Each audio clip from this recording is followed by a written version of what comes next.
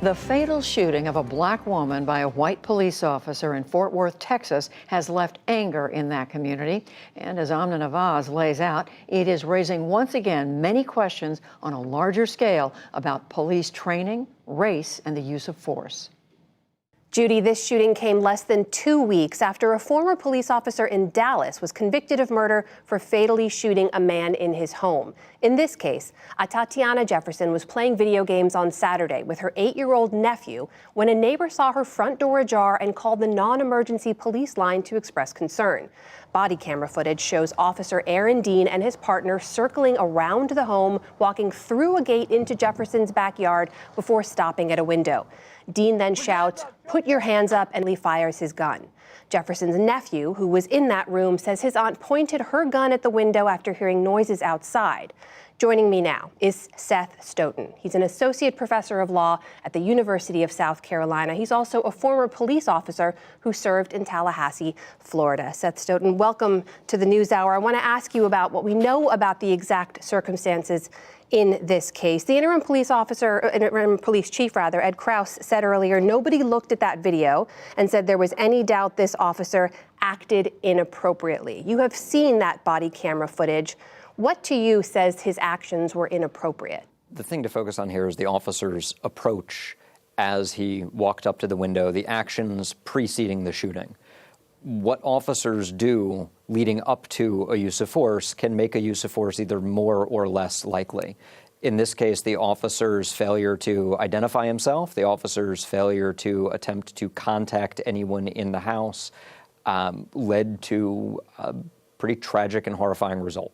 What other questions do you have right now? Based on what you know so far, based on what we've seen, what do you think we still don't know that you'd like to know? Oh, there are lots of things that we don't have right now. We don't have a statement from the officer. My understanding is at this point he's not cooperated with the investigation. I haven't seen a statement from the partner. I understand there's now been an affidavit filed as part of the indictment from the 8-year-old nephew. I'd like to see information that may not have been included in that affidavit, information about training and policy of the agency. The goal here should be twofold, one of which is to pursue legal action against the individual officer to hold him accountable. Another of which is to see if we can improve what the agency and other officers are doing to make this less likely to happen again in the future. You mentioned that training. I want to ask you about that now because Aaron Dean, the officer in this case, joined the force in April of 2018. He graduated from the police academy. He underwent some kind of training there. Based on your experience and what you know, what would that have entailed? How would he have been trained to assess risks and threats? So there's a lot of variation in police training. There are more than 600 different academies in the country, and I can't speak to his particular training experience. Generally, though, what I want to see is officers getting a robust exposure to tactics. Tactics are the procedures and techniques that officers use to mitigate risk and threat, to make sure that they are as safe as the situation allows them to be. And because the officer is as safe as they can be, they don't have to use force against the individual with whom they're interacting. There's too much of an emphasis in police training on the risks that officers face and the severity of those risks. And to be very clear, there are risks in policing, and we shouldn't underestimate those risks, but we also shouldn't exaggerate those risks. The tactics and equipment and training that officers get now make policing today significantly safer than policing was 15 or 30 or 50 years ago.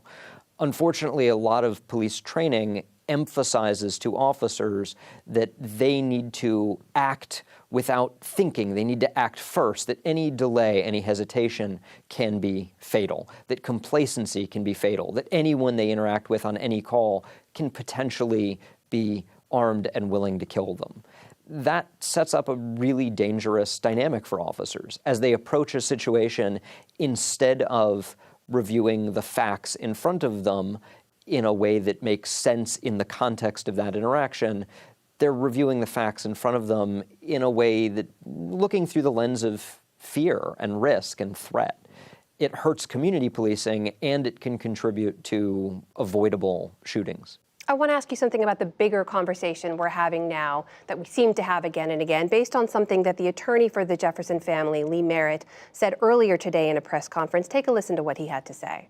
This is a moment where we get to have serious conversations about systemic problems within policing, particularly as it concerns policing the African American community. Seth Stoughton, you mentioned some of those training issues you'd like to see addressed. We hear Lee Merritt mentioning the systemic problems. We seem to be having this conversation again and again every time there is another Black American shot by a police officer. How do we stop from having this conversation? What needs to change? Well, at some point, we need to change from conversation to action. And we are. There's good reason to think that at least some agencies are moving in the right direction. Having the conversation is important and necessary, but we've been having the conversation. It's now time to do something about it. We could see not just changes to training or changes to agency culture, but also changes to state law, for example, changes to the way that officers are supervised or evaluated. Thinking beyond just throwing more training dollars at officers is going to be a necessary part of improving policing. Seth Stoughton, a former police officer, is now an associate professor of law at the University of South Carolina. Thank you very much. Thank you for having me.